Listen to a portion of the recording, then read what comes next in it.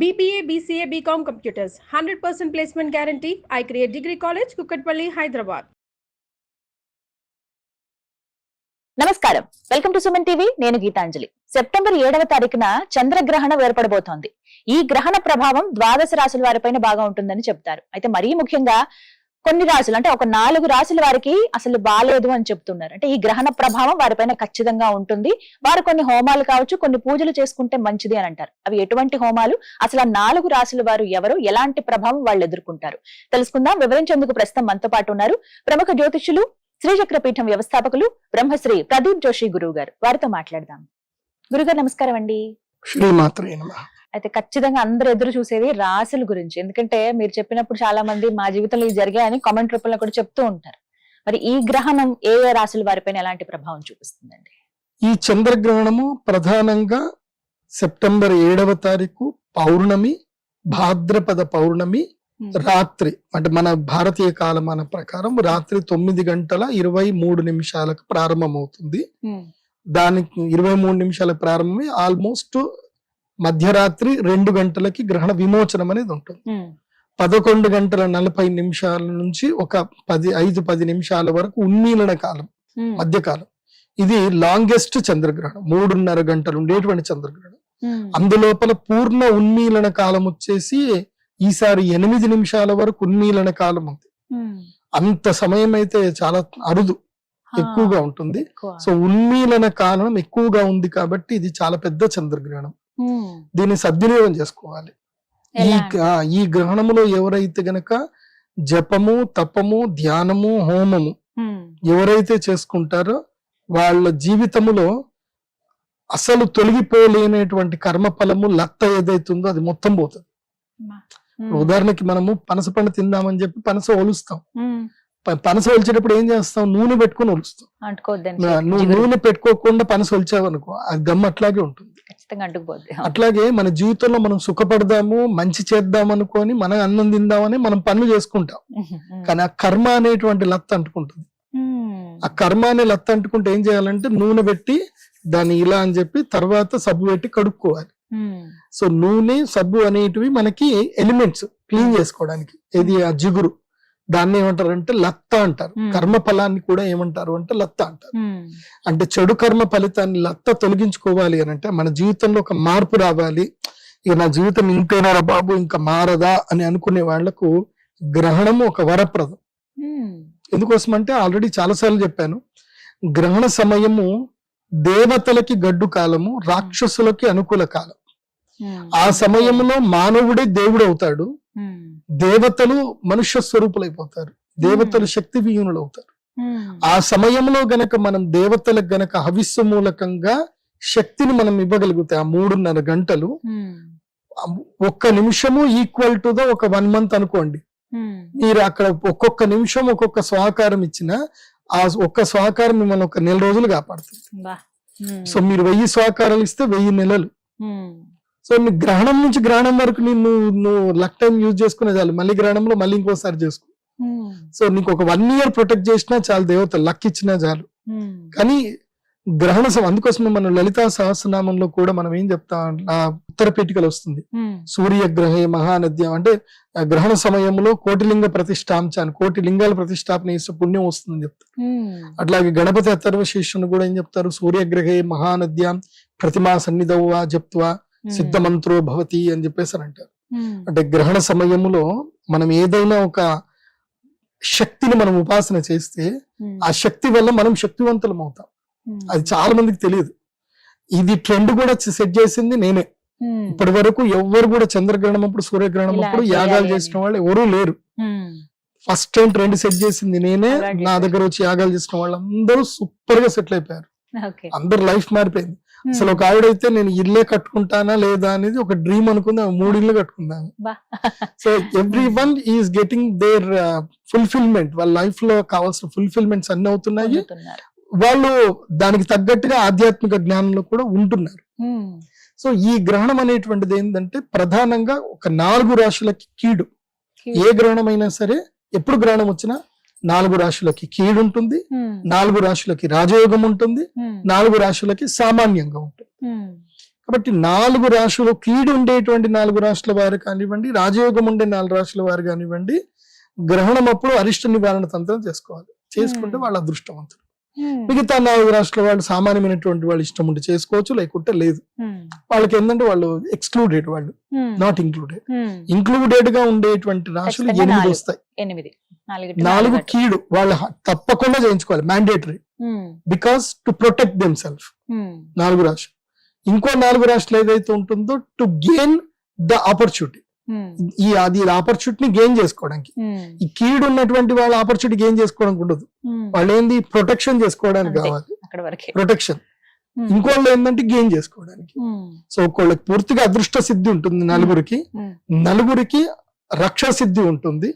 మిగతా 4 రాష్ట్రాలకి ఏంటంటే వాళ్ళు రక్షణ పొందొచ్చు, అదృష్టము పొందొచ్చు, రెండిటికి వాళ్ళు అర్హులే.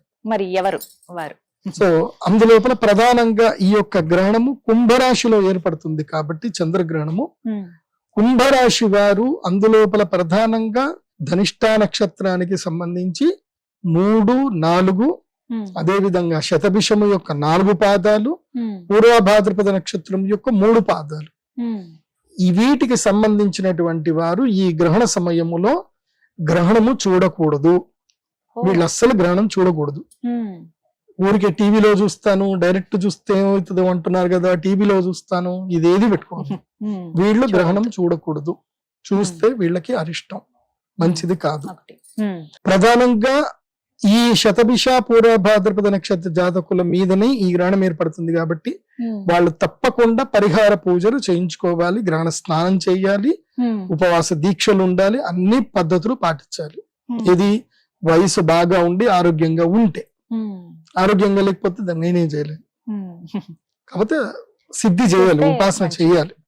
ఆ ఉపాసన చేయటం వల్ల వాళ్ళకి శరీరంలో ఉన్న రుగ్మతలు పోతాయి, యోగ సిద్ధి కలుగుతుంది. రెండవది ఏంటి, మనం ఎప్పుడైనా సరే గ్రహణం ఎప్పుడైతే సంభవిస్తుందో ఆ గ్రహణము ఏ రాశి వారికి ఏ ప్లేస్ లో వస్తుందని చూడాలి. నా రాశి నుంచి గ్రహణం ఏ స్థానంలో వస్తుంది అనేదాన్ని చూడాలి. మీన రాశి వారికి గ్రహణం ఎప్పుడు ఏ స్థానంలో జరుగుతుంది అంటే 12వ స్థానంలో జరుగుతుంది. సో గ్రహణము మీన రాశి వారికి 12వ స్థానంలో జరుగుతుంది కాబట్టి మీన రాశి వారికి ఇది అరిష్టము. ఈ మీన రాశి వారి పరిస్థితి ఏమిటంటే గనక ఇది రొట్టె పెనం మీద నుంచి పొయ్యిలో పడ్డట్టు ఉంటుంది. ఎందుకోసం అంటే ఆల్రెడీ ఏలినాటి శని ఉంది. ఏలినాటి శని ఉండి వాళ్ళకి 12వ స్థానంలో రాహు ఉండి ఉన్నదంతా తినేస్తా ఉంటాడు, లాగేస్తా ఉంటాడు. ఏలినాటి శని నెత్తి మీద ఉండి కోపం తెప్పిస్తాడు, క్రోధం తెప్పిస్తాడు. అస్సలు వాళ్ళు ఒక లెక్కలో ఉండరు అనమాట, ఇరిటేషన్ లో ఉంటారు. దానికి తోడు ఇప్పుడు ఒకటి గ్రహణం, పుండు మీద కారం జల్లినట్టు ఈ గ్రహణ బాధ. దీనితో ఏంటంటే డబ్బులు మొత్తం నష్టపోతారు, ఉన్న వస్తువులు పోతాయి. సో ఖర్చులు ఎక్కువైపోతాయి, అప్పులు ఎక్కువైతాయి. కాబట్టి మీనరాశి వారికి ఇది కొంచెం గ్రహణ సమయం మంచిది కాదు. కాబట్టి మీరు కూడా ఈ యొక్క యాగం అరిష్ట నివారణ యాగం చేయించుకుంటే మంచిది. ఎవరెవరికి కుంభరాశికి ఒకటి ఏంటంటే ఆరోగ్య నష్టము, మానసిక దౌర్బల్యము, ఇవి జరిగే అవకాశం ఉంటుంది. మీనరాశి వారికి ఖర్చులు విపరీతంగా పెరుగుతాయి, దూర ప్రయాణాలు తిరగవలసి వస్తుంది, అనవసర ప్రయాణాలు ఉంటాయి. సో కుంభరాశి, మీనరాశి ఈ 2 రాశులకి మంచిది కాదు. ఇంకా ఏ రాశుల వారికి గడ్డు కాలం ఈ గ్రహణం వల్ల గురువు గారు?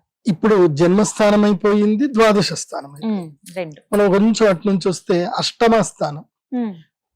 తమ రాశి నుంచి అష్టమ స్థానములో గనక గ్రహణం ఏర్పడితే ఆయుర్భంగము, ఆరోగ్య నష్టము, ఆయుర్భంగము. అదే విధంగా మనకి ప్రతిష్టాభంగం కూడా ఉంటుంది. అంటే పరువు నష్టం జరగడము, పరువు పోవడము, రూమర్స్ క్రియేట్ అవ్వడము. ఇది ఎవరికి అనంటే కర్కాటక రాశికి. కర్కాటక రాశి నుంచి కుంభరాశి కౌంట్ చేసుకోవాలి. కర్కం నుంచి కుంభం కౌంట్ చేస్తే 8వ స్థానం అవుతుంది. సో కర్కాటక రాశి వారికి ఈ గ్రహణము మంచిది కాదు. వీళ్ళు కర్కాటక రాశి వాళ్ళు ఈ గ్రహణ సమయంలో మాత్రం చాలా జాగ్రత్తగా ఉండాలి. ఈ గ్రహణమైనప్పటి నుంచి ఈ ఏదైతే గనక 40 రోజుల వరకు, ఆల్మోస్ట్ దీపావళి వరకు కొత్త వాహనాలు కొనుక్కోవడం గానీ చేసుకోకూడదు. చాలా మంది దసరాకి వాహనాలు కొనుక్కుంటారు. కర్కాటక రాశి వాళ్ళు ఈసారి వాహనం కొనుక్కోకూడదు, దీపావళి దాకా కొనుక్కూడదు. దీపావళి తర్వాత కావాలంటే సూర్యగ్రహణం అయిపోయిన తర్వాత, దీపావళికి అమావాస్య అయిన తర్వాత కావాలంటే కార్తీక మాసంలో కొనుక్కోండి. కానీ ఈసారి దసరాలకు మాత్రం కొనకూడదు. ఎందుకోసం అంటే గ్రహణ ప్రభావం తప్పకుండా 30 రోజుల పాటు ఉంటుంది. అందుకే కర్కాటక రాశి వారు ఏంటంటే దూర ప్రయాణాలు చేయకూడదు, దూర ప్రయాణాలు జోలికి వెళ్ళకూడదు. 2 వీలర్స్ నడిపించినప్పుడు చాలా జాగ్రత్తగా ఉండాలి. ట్రాఫిక్ రూల్స్ భయంకరంగా పాటించాలి, తప్పకుండా పాటించాలి. సో కర్కాటక రాశి వారు ఆరోగ్య విషయంలో అప్రమత్తంగా ఉండాలి. బయట ఫుడ్ ఏది కూడా తినకూడదు. మోస్ట్లీ మీరు కర్కాటక రాశి వాళ్ళకి చెప్పేది ఏంటంటే ఒక 2 నెలల పాటు వెజిటేరియన్ గా ఉండండి. ఒక 2 నెలల పాటు ఈ నాన్ వెజ్ మానేసేయండి, వెజిటేరియన్ గా ఉండండి. చింతపండు కూడా మానేసేయండి, చక్కెర కూడా మానేయండి అని చెప్తా. ఇంకేంటి గురుగారు ఇంకేం తినకుండా ఉండాలి అట్లా అన్నట్టు ఉంటుంది. కానీ నిషిద్ధం. మీ యొక్క నియమాల ప్రకారంగా మీరు ఉండండి. ఆరోగ్యం కాపాడుకోవడం చాలా ముఖ్యం. ఇంకోటి ఏంటంటే కర్కాటక రాశి వారికి ఇంకో విషయం ఏంటంటే చెవులు బాగా గట్టిగా మూసుకోండి. చెప్పుడు మాటలు ఎక్కువగా వినాల్సి వస్తుంది. చెప్పుడు మాటలతోటి జీవితం పాడు చేసుకుంటారు. అష్టమ స్థానం అంటే ఆయుష్ స్థానం. ఇప్పుడు మనం మంచిగానే ఉంటాం, మనకి ఏం జరిగింది ఉండదు, మనం ఏం తప్పు కూడా చేసి ఉన్నాం. కాకపోతే రూమర్స్ క్రియేట్ చేస్తారు. రూమర్స్ క్రియేట్ చేసి మన మీద లేనిపోని అభాండాలు చెప్పి మనని ఇబ్బంది పెడతారు. సో ప్రతిష్టాభంగం కూడా జరుగుతుంది. కాబట్టి ఏది పట్టించుకోవద్దు. నీ సంతోషము నీ ఆస్తి, నీ ఆనందము నీ ఆస్తి. అది ఎవరు దాన్ని నాశనం చేయరు. Unless you entertain them. నువ్వు వాళ్ళని ఎంటర్టైన్ చేసే తప్ప నీ సంతోషం పోదు. నీ సంతోషం నీ దగ్గరనే ఉంటుంది. నువ్వు సంతోషంగా ఉండాలా దుఃఖంగా ఉండాలనేది అది నీ చాయిస్. వాళ్ళు మనిషి అనే ప్రతి ఒక్కడు ఏంటంటే నేను దుఃఖపెట్టడానికే ట్రై చేస్తాడు, సూటిపోటి మాటలు చెప్పడానికే ట్రై చేస్తాడు. ఎందుకోసం అంటే నువ్వు ఎంత తగ్గుతో వాడికి అంత లాభం. కాబట్టి నువ్వు వినడం తక్కువ చేసుకోవాలి. కర్కాటక రాశి వారు చెవులు మూసుకోవాలి, చెప్పుడు మాటలు వినకూడదు. వాళ్ళు నువ్వు అలా చేసేయి ఇలా చేసేయి నీకేంది నేనున్నాను ఇవన్నీ అంటారు. ఎవడూ రాడు, కష్టం వచ్చినప్పుడు ఎవడు రాడు. కాబట్టి ఎవడు ఏదో చెప్పారని చెప్పి మీరు పొంగిపోయి ముందుకెళ్ళకండి. దుర్మార్గులు ఏం చేస్తారంటే మనల్ని బరిలోకి దోస్తారు, వెనకుండి ఎంటర్టైన్మెంట్ చూస్తారు. సో అలాంటి దానికి గురి కావద్దు. కర్కాటక రాశి వారు చాలా జాగ్రత్తగా ఉండాలి ఈ గ్రహణ సమయంలో. మీరు కూడా యాగం చేసుకుంటే చాలా మంచిది. యాగానికి బుక్ చేసుకోండి. ఆ తర్వాత 4వ స్థానం చాలా ఇంపార్టెంట్. 4వ స్థానం ఏది అంటే వృశ్చిక రాశి. వృశ్చిక రాశి నుంచి గ్రహణం 4వ స్థానం. అంటే వృశ్చికం, ధనస్సు, మకరం, కుంభం 4వ స్థానం కదా. సో వృశ్చిక రాశి వారికి సుఖస్థానములో గ్రహణం జరగబోతుంది. సుఖస్థానంలో గ్రహణం జరిగితే ఏమవుతుంది అంటే సుఖం పోతుంది, సుఖం ఉండదు. అంటే ఇల్లు అమ్ముకోవాల్సిన పరిస్థితులు వస్తాయి. ఆ 30 రోజులు చాలు. గ్రహణ ప్రభావం కనుక గట్టిగా పడింది అనుకోండి, ఆ 30 రోజుల్లో ఏదో ఒకటి జరుగుతుంది. ఆ ఇల్లు తాకట్టు పెట్టడమో, అప్పు తీసుకోవడమో, ఏదో వ్యాపారం పెట్టడమో, ఆ ఉన్న వ్యాపారం అంతా పోయి ఇల్లు ఆక్షన్లకు వెళ్ళిపోవడం ఇట్లా జరుగుతుంది.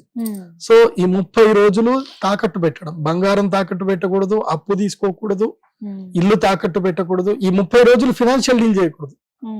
ఏ ఫినాన్షియల్ డీల్ చేసినా అంతే. అండ్ 4వ స్థానానికి ఒకటి ఏంటంటే గృహము, వాహనము, మాత, సౌఖ్యం ఇవన్నీ వస్తాయి. సో తల్లిగారి పట్ల ఆరోగ్యం చాలా జాగ్రత్తగా చూసుకోవాలి. మీ అమ్మగారి ఆరోగ్యం పట్ల అప్రమత్తంగా ఉండాలి. బాత్రూమ్లు సరిగ్గా మీరే వెళ్ళి కడగండి. నేను ఎందుకు ఇంత ఓపెన్ చెప్తున్నా అంటే అనుభవపూర్వకంగా చెప్తున్నా. ఇప్పుడు మన ఇంట్లో ఆడవాళ్ళు అమ్మ ఎక్కడికి పోదు, అమ్మ ఇంట్లోనే ఉంటుంది, ఇంకేడిపోతుంది. అమ్మ ఇక్కడ ఇంట్లో ఉంటుంది. ఇంట్లో అమ్మ కష్టం వస్తే 2 చోట్లనే కష్టం వస్తుంది. ఒకటి ఏంటంటే ఇంట్లో ఎక్కడైనా జారి పడితే దెబ్బ తగులుతుంది, లేదంటే ఆ సిలిండర్ లో ఏవో ఒకటి జాగ్రత్త చూసుకుంటే చాలు. అమ్మతోటి కూరగాయలు కట్ చేయించకండి, మీరే కట్ చేయండి. సో అమ్మని మీరు జాగ్రత్త చూసుకునే ప్రదేశాలు ఇవి మాత్రమే. నాకెందుకు అమ్మ బాత్రూమ్లు కడుగుతుందా అనుకోకండి, మీరే వెళ్ళి బాత్రూమ్లు బాగా క్లీన్ చేయండి. ఎందుకోసం అంటే అక్కడనే పాచి పడుతుంది, వర్షాకాలము జారి అక్కడ పడితే దెబ్బలు తాకుతాయి.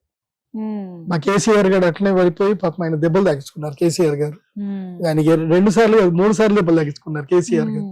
సో అట్లాగే ఎందుకోసం అంటే పెద్దవాళ్ళకి ఎలా ఎక్కడ ఎప్పుడు వెళ్తారో తెలియదు వాళ్ళకి. కాబట్టి ఇంట్లో మీ అమ్మగారిది మీ నాన్నగారిది బాధ్యత మీదే. చతుర్థ స్థానములో గనక గ్రహణం జరిగితే తల్లిదండ్రులకి హాని, నీకేం కాదు. నీకు పోయేదల్లా డబ్బులు పోతాయి, ఇల్లు దూరం అవుతుంది, కుటుంబంలో ఎవరికొకళ్ళకి ఏదో ఒక ఇంజురీస్ జరుగుతాయి, నువ్వు డబ్బులు అక్కడ ఖర్చు పెట్టాల్సి వస్తుంది. కాబట్టి వృశ్చిక రాశి వారు కొంచెం అప్రమత్తంగా ఉండాలి ఈ విషయంలో. సో ఈ 4 రాశులకి మంచిది కాదు. ఏ 4 రాశులు అంటే జన్మస్థానమైనటువంటి కుంభరాశి, ద్వాదశ స్థానమైనటువంటి మీనరాశి, అష్టమ స్థానమైనటువంటి కర్కాటక రాశి, చతుర్థ స్థానంలో గ్రహణం జరుగుతున్నటువంటి వృశ్చిక రాశి. ఈ 4 రాశులకి మంచిది కాదు. హోమాలు అవి చెప్పారు కదా గురువు గారు, ఎక్కడ చేయించుకోవాలి, ఎలా చేయించుకోవాలి? ఇది మా శ్రీచక్ర పీఠంలోనే యాగం చేస్తాం. శ్రీచక్ర పీఠంలో రాత్రిపూట యాగం ఉంటుంది. కేవలం 100 మందికి మాత్రమే అవకాశం. త్వరపడాలి. 100 మందికి మించి ఎవరిని బుకింగ్స్ అల్లి స్టార్ట్ అయ్యండి. నా వెబ్సైట్ లో pradeepjoshi.com వెబ్సైట్ లోనే బుకింగ్స్ ఉంటాయి. డైరెక్ట్ గా వెబ్సైట్ త్రూనే బుకింగ్ చేసుకోండి. అంటే 100 మందికనే ఎందుకు పెట్టారు లిమిటేషన్? అంటే నేను అంత తట్టుకోలేను. నేను అంత మంది మాట్లాడేసరికి నేను అంత మందికి టైం ఇవ్వలేకపోతాను. నేను ఇబ్బంది అసలు ఆ క్రౌడ్ తట్టుకోలేను నేను. సో 100 మంది అనేసరికి ఆ 100 మందికి నా మీదనే ఉంటది గురుగారిని కలవాలి, గురుగారితో మాట్లాడివ్వాలి అని అంటారు. నేను ఆ 100 మందిని కలిసి వాళ్ళందరికీ ఇప్పుడు ఆ గ్రహణ సమయంలో పూజ ఎట్లుంటుంది అంటే ఫస్ట్ అందరిని ఎవరైతే జాతకాలు వాళ్ళందరివి పేపర్లన్నీ తీసుకుంటాం, వాళ్ళకి అప్లికేషన్స్ ఇస్తాం. వాళ్ళ బాధలు ఏందో వాళ్ళు మొత్తం రాయాలి. అక్కడ అభీష్ట సిద్ధి గ్రంథం ఉంటుంది మా దేవస్థానంలో. ముందుగానే వచ్చి అభీష్ట సిద్ధి గ్రంథంలో వాళ్ళ పేర్లు అవన్నీ కూడా రాసుకొని వాళ్ళ కోరికలు ఏందో రాసుకోవాలి. ఆ అమ్మవారి ముందు నివేదన తీసుకోవడం. తర్వాత ఏదైతే గనక గ్రహణ పూజ స్టార్ట్ అవుతుందో దానికి నేను సిద్ధం అయ్యి ఉండాలి, రెడీగా జపం అంతా చేసుకొని రెడీ ఉంటాను. అగ్ని ప్రస్థానం చేస్తాను. ఈ అగ్ని ప్రస్థానం చేసేసరికి నా ఎనర్జీ ఆల్మోస్ట్ 15% అక్కడ పడిపోతుంది. అగ్ని ప్రస్థానం అయిన తర్వాత కూర్చొని గ్రహణం గురించి అందరికి చెప్పి గ్రహణ పూజ అంతా జరుగుతుంది. పూజ జరిగేటప్పుడు నేను ప్రతి ఒక్కరి దగ్గరికి వెళ్ళి మాల ఉంటుంది, జ్వాలాముఖి మాల ఉంటుంది. అందరికి జ్వాలాముఖి మాల నేనే వేయాలి చేయితోటి, వేరే వాళ్ళతోటి వేయడానికి లేదు, ఒప్పుకోరు కూడా.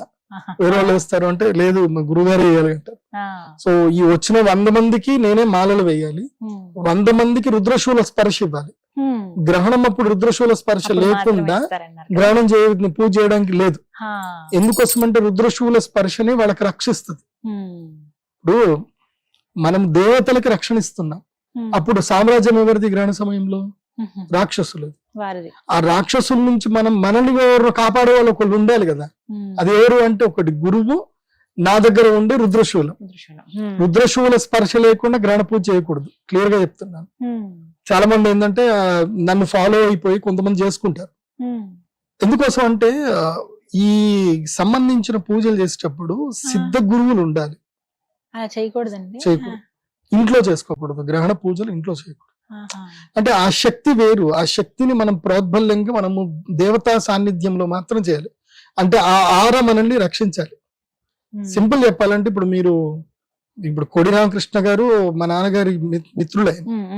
దేవి సినిమా తీసేటప్పుడు కూడా మా నాన్నగారిని చాలా అడిగారు. తర్వాత మీరు రుద్రశూలం చూస్తే గనక మీకు సేమ్ అదే రుద్రశూలం, అంజీ సినిమాలో రుద్రశూలం మా దగ్గర ఉండేది అది సేమ్, రెండు ఒకటే. అది ప్యాటర్న్ కూడా ఇచ్చింది కూడా మా నాన్నగారే ఇచ్చారు, రుద్రశూల ప్యాటర్న్. సో ఆ దాంట్లో ఏంటంటే అష్టదిగ్బంధనం చేస్తారు. మీరు దేవి సినిమా ఒకసారి చూస్తే మీకు అర్థమవుతుంది. మన ఇంటి చుట్టూ ఒక రక్ష కుంకుమ నీళ్లు పోస్తారు. ఆ రక్షరేఖ దాటి లోపలికి రాలేడు దుష్టుడు. అట్లాగే దేవతా సాన్నిధ్యంలో కనుక మనం చేస్తే అక్కడ దేవాలయానికి ఏంటంటే మేము అష్టదిగ్బంధనం చేసి వస్తాం. ఆ సాన్నిధ్యంలో గురువు దగ్గర చేసుకుంటే అది వేరు. అందుకే జ్వాలాముఖి మాల ఇస్తాం. జ్వాలాముఖి మాల మెడలో ఉంది అని అంటే ఏది మన ఆర దగ్గర రానే రాదు. మనకి తెలియకుండా మనం రక్షించేది మన ఆర. మంచి జరగాలి, మంచి జరగడానికి యుద్ధం జరగాలి. యుద్ధం జరిగితేనే మంచి అవుతుంది. ఇప్పుడు ఆపరేషన్ సింధూర్ చేశారు, మేము మంచోళ్ళము అని చెప్పేసి మనం ఇక్కడ కూర్చుంటే ఏమవుతుండే? ఆపరేషన్ సింధూర్ చేశారు కాబట్టి ఇవాళ మన భారతీయుల స్త్రీల సింధూరం అంతా నిలబడింది. కాబట్టి ఇలాంటివి జరుగుతానే ఉంటాయి. మనము ధర్మానికి అమ్మవారికి అనుకూలం యాగం చేసుకుంటాం, మన జీవితం ఉద్ధారం అవ్వాలని చేస్తాం. అంతేగాని ఏదో ఎవరికో నష్టం జరగాలని మనం చెయ్యం. కాకపోతే ఆ చేసే పద్ధతిలో లోపం ఉండకూడదు, జాగ్రత్త ఉండాలి. అంతకుమించి ఏం లేదు, దీంట్లో భయపెట్టేది ఏం లేదు. పద్ధతిగా చేసుకోవాలి అంతే. 100 మందికి అయితే అవకాశం ఉంది. త్వరగా ఇప్పుడే బుకింగ్ చేసుకుంటే అందరికి రుద్రశూల స్పర్శిస్తాము. తర్వాత మళ్ళీ అమ్మవారికి అర్చన ఉంటుంది, అమ్మవారికి తేనెతో అభిషేకం ఉంటుంది. తేనె అభిషేకం చేసిన తర్వాత అందరికి తమలపాకు తేనె ఇస్తాం. అది మ్యాండేటరీ. అది సో దానికైతే ఎగబడిపోతారు, మొత్తం అంత వస్తారు. దాదాపు తీసుకుంటారు. లాస్ట్ టైం ప్రసాదం షష్టగ్రహ కదండి. కూటం చేసినప్పుడు దాదాపు ఒక 1000 మంది వచ్చారు. ఓ. ఒకటేసారి 1000 మందికి ఇంత ఉన్న నాకు ఆ చిన్న 3 గంటల టైంలో 1000 మందికి నేను మాల వేయాలి, 1000 మందికి రుద్రశూల స్పర్శ చేయాలి, 1000 మందికి తమలపాకు ప్రసాదం ఇవ్వాలి. నా వల్ల కాలేకపోవాలి, కష్టం అవుతుంది. కష్టమైంది. సో అందుకే కొంతమందికి లిమిట్ పెడతాను. సో అది 100 చేసిన తర్వాత మళ్ళీ ఇదంతా అయిన తర్వాత ఇదంతా ఒక ఎత్తు. గ్రహణం మొత్తం పూర్ణాహుతి అవుతుంది, గ్రహణం అయిపోతుంది, అందరికి మంత్రం చెప్తాము. ఇదంతా అయిపోయిన తర్వాత రెండోది పార్ట్ 2 ఏంటంటే వీళ్ళందరినీ గోదావరి తీసుకెళ్ళాలి. గోదావరి నదికి తీసుకెళ్లి గోదావరి నదిలో స్నానం చేయాలి. గ్రహణ విమోచన స్నానము నదిలోనే చేయాలి. పట్టు స్నానము ఇప్పుడు ఇంట్లో సాధారణంగా పట్టు స్నానాలు, విడుపు స్నానాలు మీరు ఇంట్లో చేసుకోండి. ఇంట్లో కొంచెం ఉప్పు వేసేసి, నీళ్ళలో ఉప్పు వేసి చేసేసుకోవచ్చు.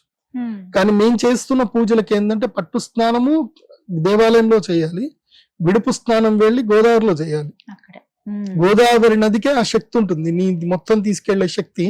నువ్వు ఏదైతే గ్రహణ సమయంలో చేసుకున్నటువంటి విమోచనం, పాప విమోచనం ఏదైతే ఉందో అది నువ్వు గోదావరి నదిలో వెళ్ళే వదలాలి.